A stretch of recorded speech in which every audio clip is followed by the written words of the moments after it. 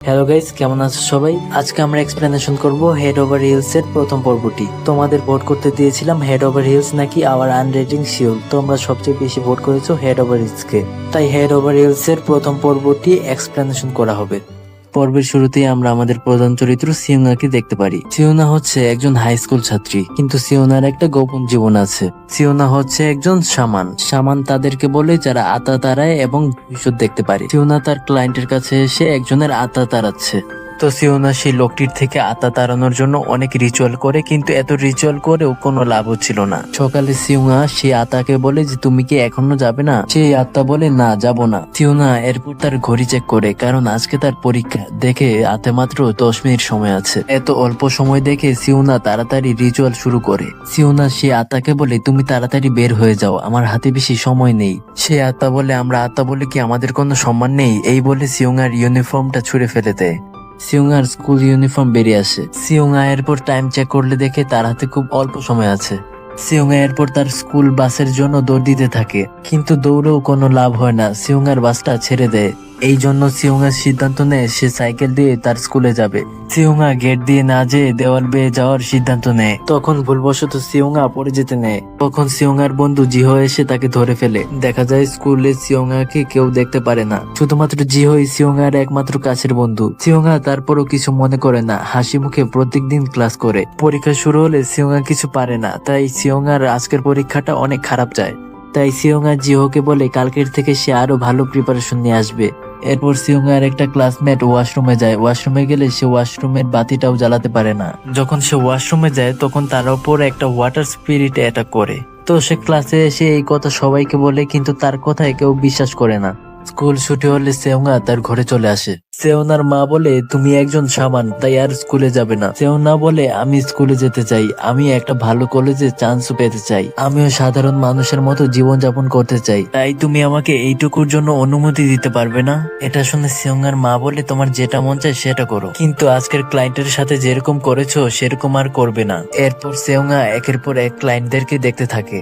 সেওনার কাছে একটা ক্লায়েন্ট আসে। ক্লায়েন্টটা বলে আমার বয়ফ্রেন্ড আমাকে ছেড়ে চলে গিয়েছে। সেওনা বলে তুমি অনেক সুন্দর আছো, তার মতো অনেককেই পেয়ে যাবে। সেই ক্লায়েন্ট বলে তুমি এটা কিভাবে বলতে পারো? তুমি হয়তো কখনো কাউকে ভালোবাসোনি। পরদিন সেওনা তার ভালোবাসা নিয়ে কিছু ভাবতে থাকে। তখন জিহো তার কাছে এসে বলে তোমার কি হয়েছে, তুমি কি ভাবছো? সেওনা জিহোকে বলে তুমি যদি একটা অচেনা মানুষকে রাস্তার পাশে কান্না করতে দেখো তাহলে তুমি কি করবে? জিহো বলে একটা অচেনা ব্যক্তিকে কি করব? আমি কিছুই করব না। জিহো সেওনাকে বলে আমি অনেক হ্যান্ডসাম, আমাকে কি তোমার বয়ফ্রেন্ড বানাবে?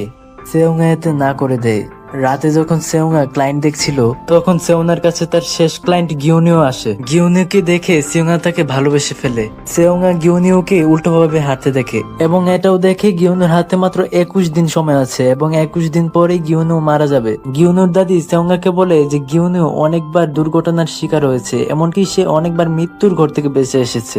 এই দুর্ভাগ্য যেন গিউনিওকে ছাড়ছে না, বলে তুমি গিউনিওকে বাঁচাও। সেওনা তাদের কথা শুনে সেওনা গিউনিওকে জিজ্ঞেস করে তুমি যদি রাস্তায় কোনো অচেনা ব্যক্তিকে কান্না করতে দেখো তাহলে তুমি তাকে কি করবে? গিউনিও বলে আমি তার কাছে ততক্ষণ দাঁড়িয়ে থাকবো যতক্ষণ না সে তার কান্না থামাচ্ছে, আমি এর বেশি কিছু করতে পারবো না, কারণ আমি তাকে চিনিও না। সেওনা এটা শুনে ইমপ্রেস হয়ে যায়, বলে আমি তোমাকে 21 দিনের মধ্যে বাঁচাবো।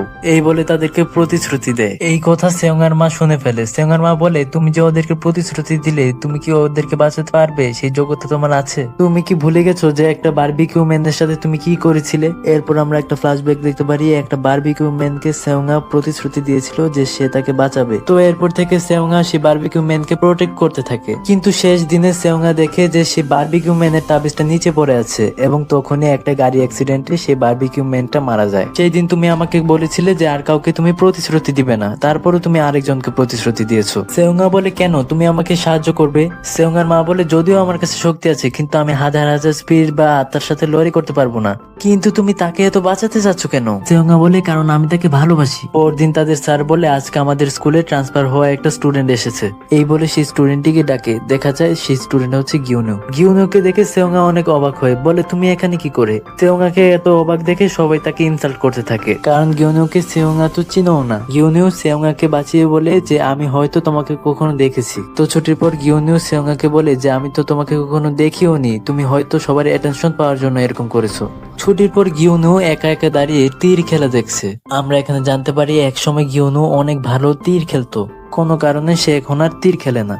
অন্যদিকে আমরা সেই ছেলেকে দেখতে পারি যে আবার ওয়াশরুমে যাবে, কিন্তু এইবার সে তার সাথে জিহোকে নিয়ে যেতে চায়, কিন্তু জিহো তার সাথে যাবে না বলে দেয়। সেই ছেলেটা আর কিছু করতে না পেরে একাই চলে যায় ওয়াশরুমে এবং সেখানে বসে বলে যে যাই হোক আমি নিচে আর উপরে তাকাবো না। তখন সেখানে সেই ওয়াটার স্পিরিট চলে আসে এবং সেই ওয়াটার স্পিরিট তার উপরে অ্যাটাক করে। অন্যদিকে আমরা গিওনিওকে দেখতে পারি যে একা একা হাঁটছে এবং তাকে একটা স্পিরিট দেখে একটা সাইনবোর্ড ভাঙা শুরু করে। তখন দূর থেকে এটা সেওনা দেখে গিওনিওকে বাঁচাতে দৌড় দেয়। সাইনবোর্ডটা যখন পড়েই যাবে তখন উল্টো গিওনিও সিওনাকে বাঁচিয়ে ফেলে। সিওনা গিওনিওকে ধন্যবাদ দেয় এবং গিওনিও সেখান থেকে চলে যায়। সিওনা সিদ্ধান্ত নেয় যে গিওনিওকে বাঁচানোর জন্য সে তাবিজ বানাতে যাবে। সিওনা ফ্লাওয়ার মাস্টার নামক লোকের কাছে তাবিজ বানাতে চলে আসে। সিওনা সেই ফ্লাওয়ার মাস্টারকে বলে আমি আমার মার কাছে আপনার কথা অনেক শুনেছি যে আপনি কত ভালো তাবিজ বানান। প্রথমে সেই ফ্লাওয়ার মাস্টার তাবিজ বানাতে রাজি হয় না, বলে তোমার মা আমাকে মানা করে দিয়েছে। কিন্তু সিওনা যখন তাকে টাকা দেয় তখন সেই ফ্লাওয়ার মাস্টার রাজি হয়ে যায় এবং এরপর সেই ফ্লাওয়ার মাস্টার সিওনাকে তাবিজগুলো বানিয়ে দেয়।